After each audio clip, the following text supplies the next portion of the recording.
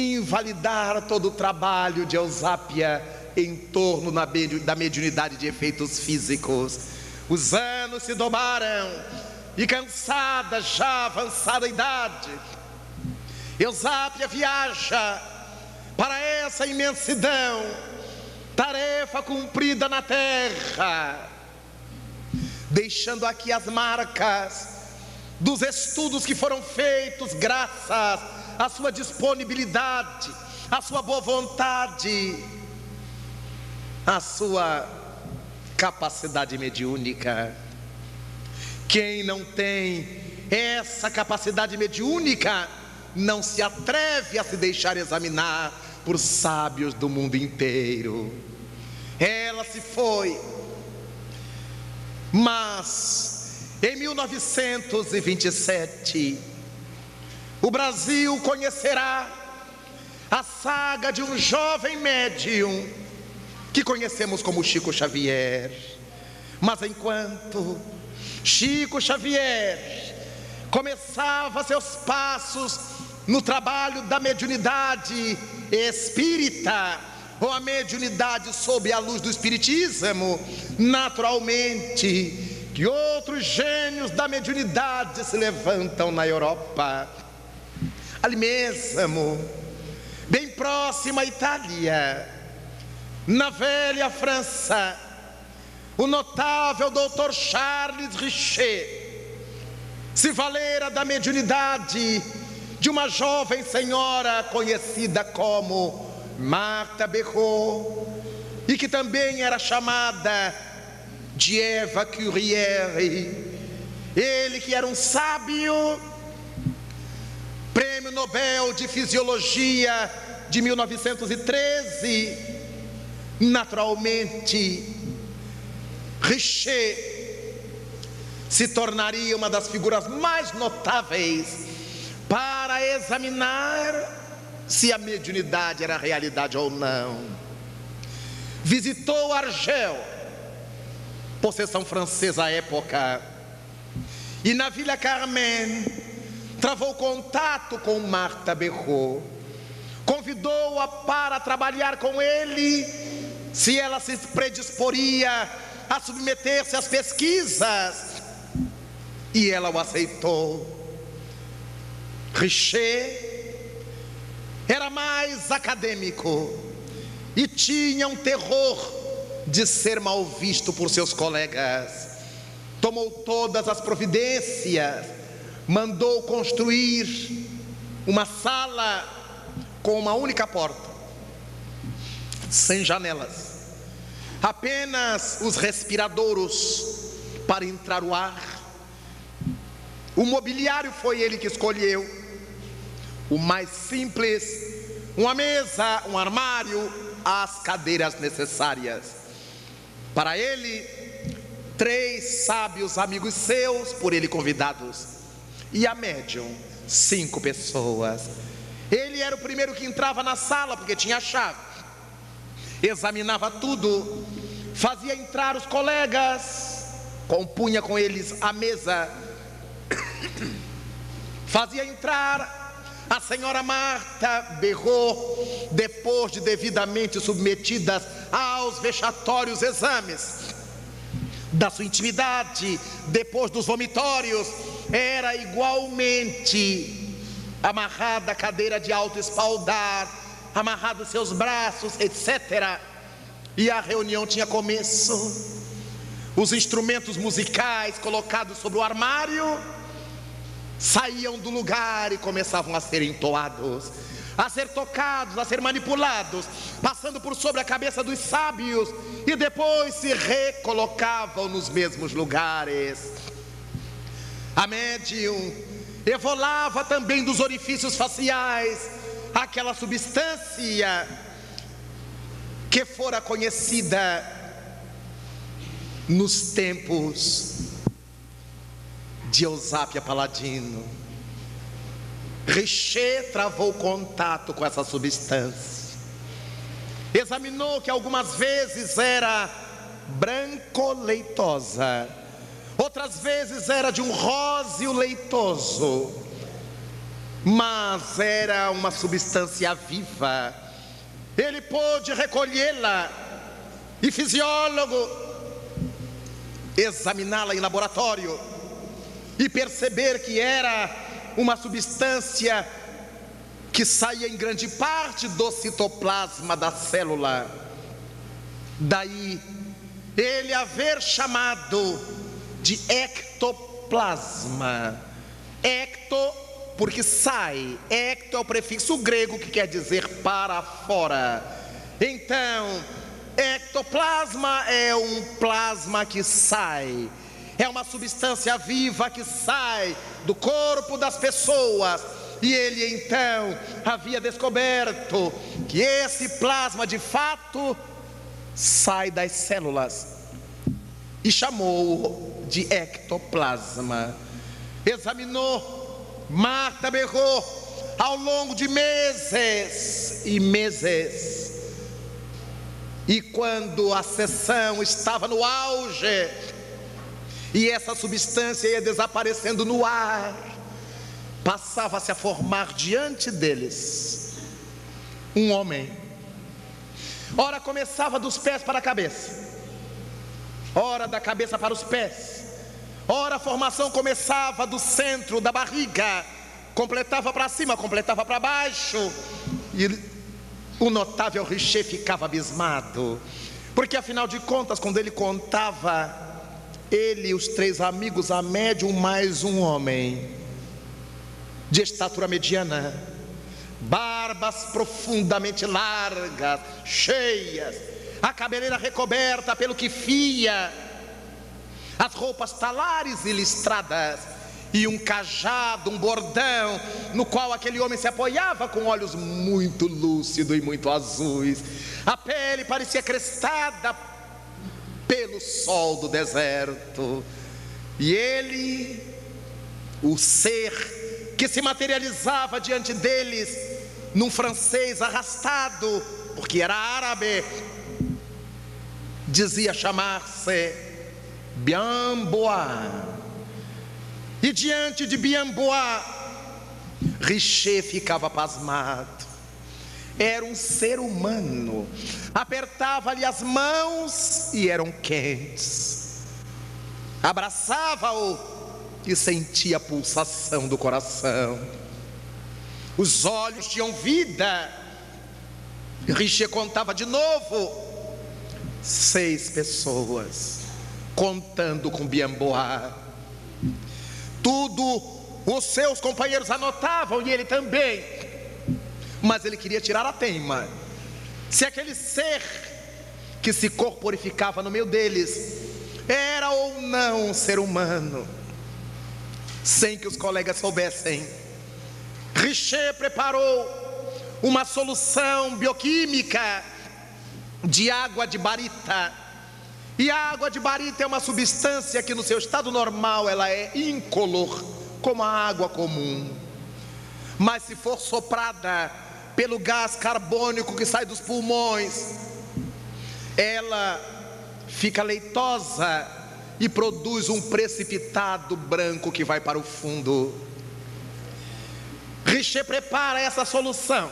Como ele era o primeiro a entrar na sala, ocultou o copo com a cânula. E na hora em que Bienbois materializou-se, conversou com todos, respondeu às questões, e antes de se despedir, Richer lhe propôs se ele aceitaria soprar a cânula daquele copo, ao que o espírito acedeu. Soprou-a e a água foi ficando leitosa lentamente. No fundo do copo, o precipitado, não tinha dúvidas, aquilo era gás carbônico dos pulmões de um ser humano.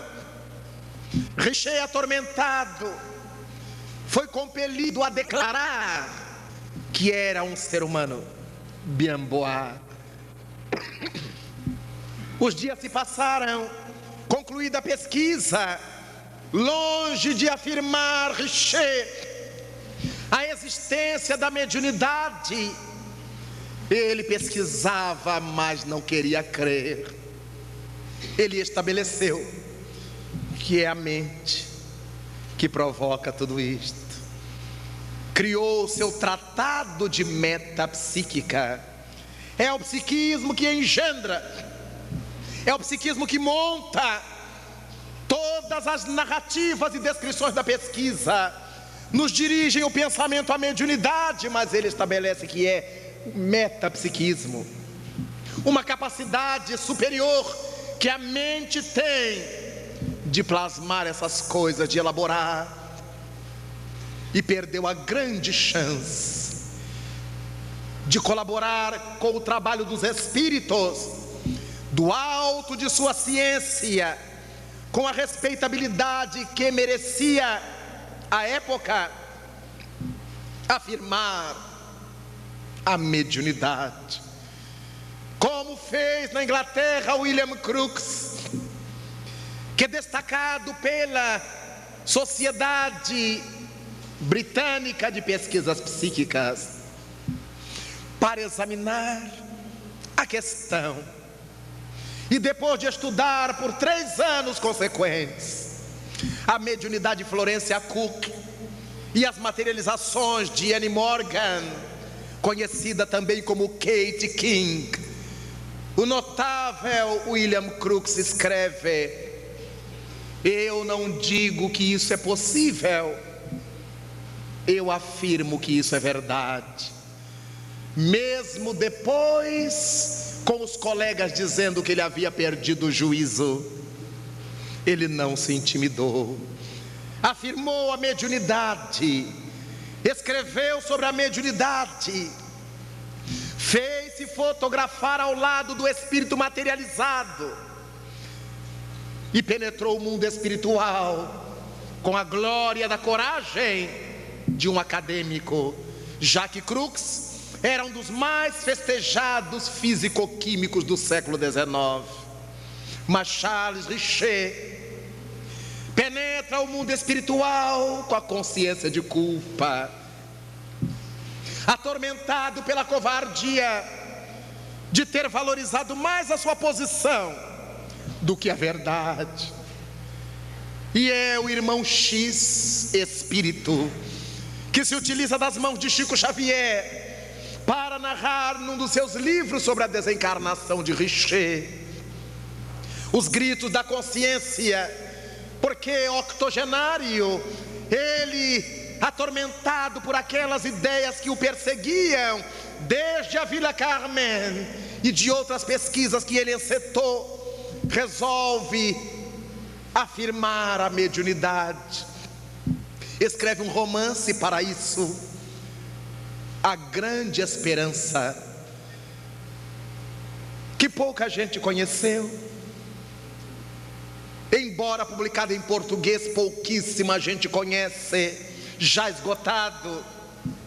A Grande Esperança procurava resgatar aquilo que Richer não tivera coragem de dizer mais jovem, e agora com 80 anos ninguém acreditava, porque se ele no tempo da academia pesquisara e dissera que não, agora o povo que lia seu livro imaginava que era coisa caquética de pessoas muito idosas. Com isso, Richer penetra o mundo espiritual sem ter aproveitado o ensejo do seu prestígio para falar da mediunidade. Chico Xavier, no Brasil, exubera. Desde criança, convivendo com as sombras da imortalidade, com as luzes do além, vendo entidades sofredoras e convivendo com almas nobres, dialogando desde os 5 anos de idade com sua mãe morta, viva, nas bananeiras da casa,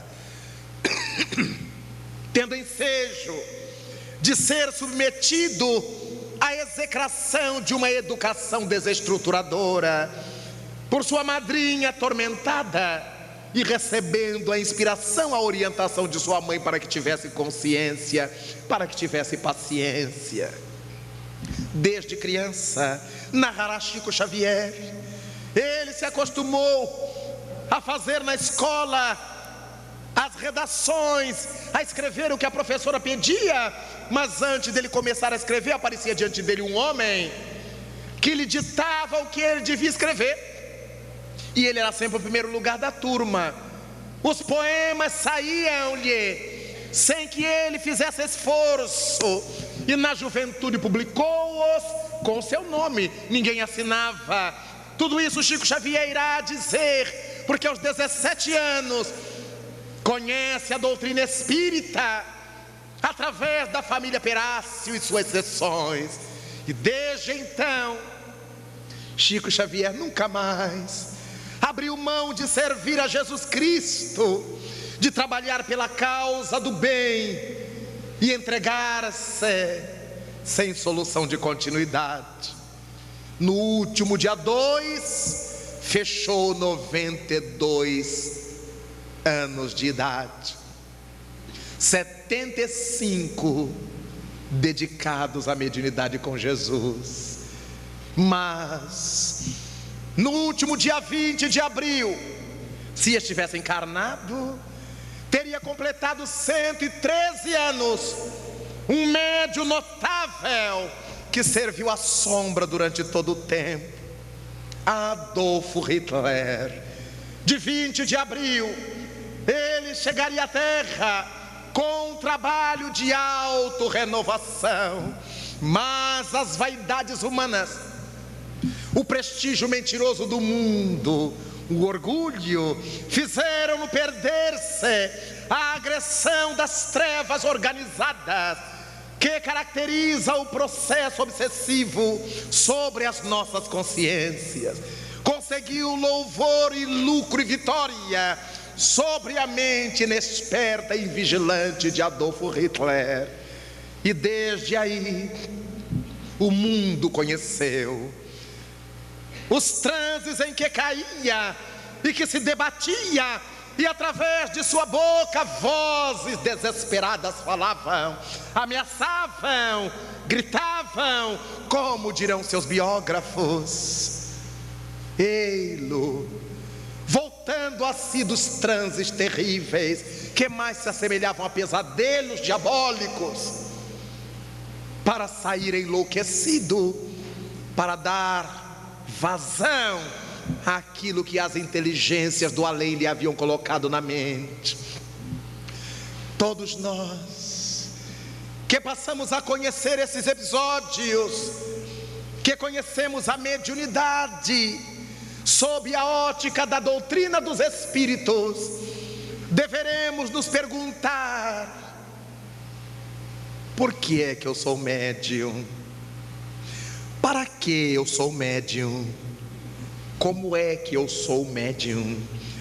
Lamentavelmente, mesmo no nosso pujante movimento espírita, são pouquíssimas as pessoas e menos ainda as instituições que se dão o trabalho de aclarar para os médiuns qual é a sua verdadeira missão, porque as pessoas passam a admitir que a condição mediúnica deve lhe servir para que obtenham privilégios, e o indivíduo, desde o dia em que alguém lhe diz: você é médium, ele já não olha para o chão, passa a andar de branco, não come mais carne, e passa a falar mole, como se a mediunidade fosse uma patologia.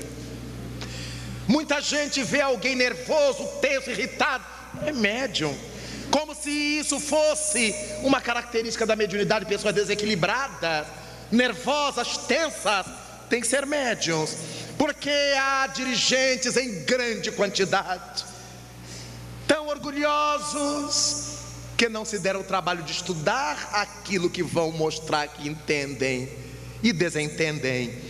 E aqueles que, mais ignorantes ainda, se colocam sob a sua direção. Como é que se entrega a mente a uma pessoa que não sabe o que fazer com ela? E aí saem repetindo equívocos. Recordo-me que eu era muito jovem, começando na doutrina espírita, e frequentei uma reunião mediúnica que me puseram, por causa da faculdade exuberante da psicofonia, e era um trabalho de desobsessão. Eu era muito moço, com muita inexperiência, mas com idade o segundo estribuchava, tremia e dava. E o terceiro e o quarto, e quando eu estava lá pelo quinto, eu começava a sentir. E como eu estava ao lado dele, eu dizia: olha, meu irmão, o homem está aí, estou sentindo. Nossa reunião tem uma disciplina, agora você aguarde. Quando chegava o último, estava na hora de encerrar a reunião, e eu com aquele boi bumbá no pescoço, sem saber o que fazer, a mente parecia que explodir. Ele fazia a prece de encerramento e eu ia para casa carregando aquele boi bumbá comigo. Andava pelas ruas a noite inteira até cansar, porque o psiquismo encharcado por aquela energia espiritual deletéria, que eu não tivera tido ensejo de desaguar na reunião por causa dessa enlouquecida disciplina. E os outros, condicionados por ele dizia o nome e o sujeito recebia. E pensei com meus botões: eu vou endoidar, claro que eu vou enlouquecer. E se é para enlouquecer na reunião, eu vou sair dela, porque se eu enlouquecer fora eles me tratam. E saí, porque isso não é espiritismo, nem mediunidade, são condicionamentos. Há dirigentes que dizem: olha, hoje nós temos 10 espíritos para se comunicar, hein? E os médios ficam disputando, que bom, eu recebo 2, ela recebe 2, tá? E claro que tem que inventar espírito, por causa do condicionamento que o dirigente lhes impõe. Hoje nós vamos trabalhar para fulano de tal. Aí quem já conhece, assim, eu já conheço. O problema dele é de obsessão, às vezes não é. Mas como a gente já conhece, o nome está ali, predispõe-se ao animismo, às mistificações, por falta do tato com a mediunidade. Quanto mais espontânea for a mediunidade, melhor. É óbvio que Kardec fazia trabalhos notáveis de evocação, com a autoridade moral que lhe caracterizava, e com os médiuns que ele não deixava que fossem quaisquer. Tinham que passar pelo teste diante dele, psicografar diante dele, conforme lemos na Revista Espírita, psicofonizar, dar passividade diante dele. E quem não fosse médium não daria mesmo. Diante do olhar do codificador, frio para a pesquisa, consciente do que era o mundo espiritual, já que ele era um dos membros da equipe de verdade, reencarnado para receber aqui a proposta que vinha de lá. Ele sabia como fazer. Daí, nestes dias tão confusos, em que todo mundo quer ser médium, começando do telhado, todo mundo já quer publicar livro. O sujeito espirrou, o dirigente: nós vamos publicar, que coisa linda.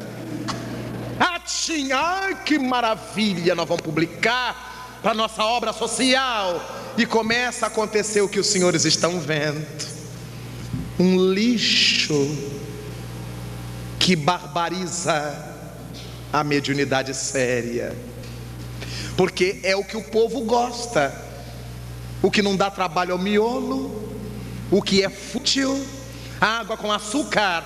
A massa gosta disso, porque ninguém quer ler e estudar. O povo procura os livrinhos mais fininhos. Esse é bom, pela espessura, esse é muito bom. O livro dos médios, mas deve ser muito difícil.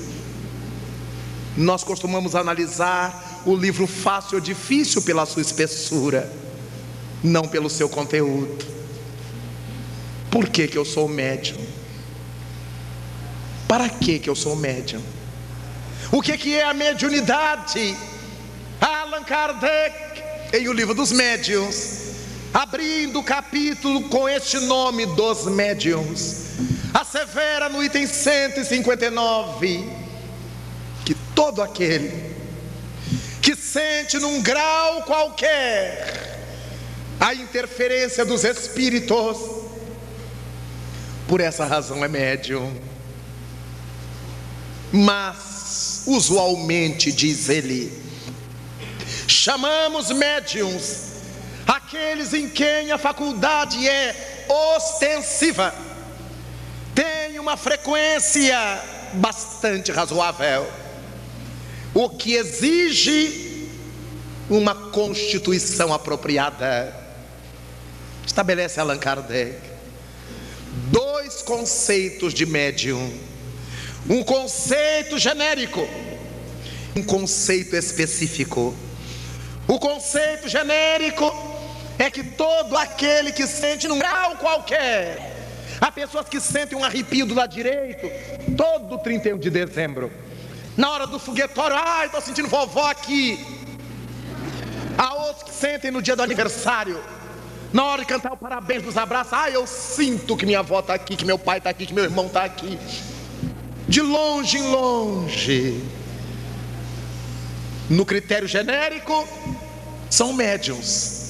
No critério específico, pode dizer que não são, porque aqueles que veem todos os dias, que psicografam 2, 3 vezes por semana, que têm um trabalho regular na mediunidade 1 vez por semana, então, esses, segundo Allan Kardec, são chamados de médium usualmente.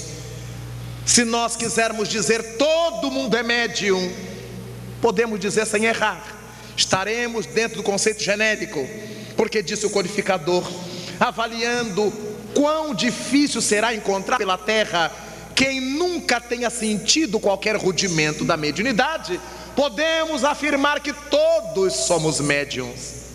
Mas usualmente, para que a gente seja médium, é preciso reencarnar com uma estrutura neurológica apropriada para isso.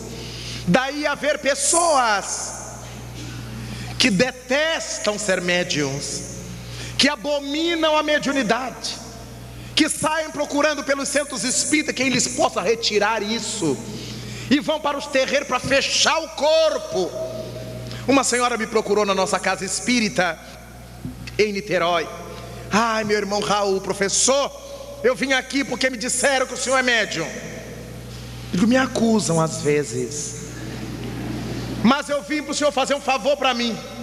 Digo, mas médium não faz favor, minha senhora. O que a senhora quer? Ah, eu queria que o senhor fechasse meu corpo. Eu digo, mas isso aqui não é Esquadrão da Morte, minha senhora. Como é que eu vou fechar? Como é que se fecha corpo? Eu não sei. Eu digo, eu também não. Se a senhora me trouxer a receita, de repente eu até consiga. Mas a ideia mítica de que qualquer pessoa pode tirar ou botar mediunidade em alguém, o que não existe. E há outros que sonham em ser médiuns, fingem que são médiuns e não sentem nem arrepio, porque não tem o sistema nervoso apropriado. Uma senhora me disse em minha cidade, olha, me puseram lá à mesa, e de um lado o irmão estribuchava, do outro lado a irmã estribuchava, e ao longo dos anos, quando eu vi, eu estava estribuchando também, eu nem sabia por quê. Por causa da irresponsabilidade. As pessoas não sabem por que são médios, para que são médios, o que é mediunidade, os dirigentes também não sabem. Eles querem que a casa tenha 10 sessões mediúnicas. Uma me disse, meu centro tem 300 médiums. Eu digo, é maravilha. E o que a senhora faz com eles? Ah, eu desenvolvo todos eles. Como? Como é que se desenvolve 300 médiums? A minha instituição, respondi-lhe, tem 22 anos, 2 reuniões mediúnicas, uma de desenvolvimento, uma de desobsessão. Na de desobsessão nós temos 5 médiuns, na de desenvolvimento nós temos mais 5. A casa tem trocentas pessoas, ninguém cai, ninguém se arrebenta no chão. E para controlar 5 médiuns e 5 médiuns, é um Deus nos acuda, porque as pessoas são diferentes a cada dia.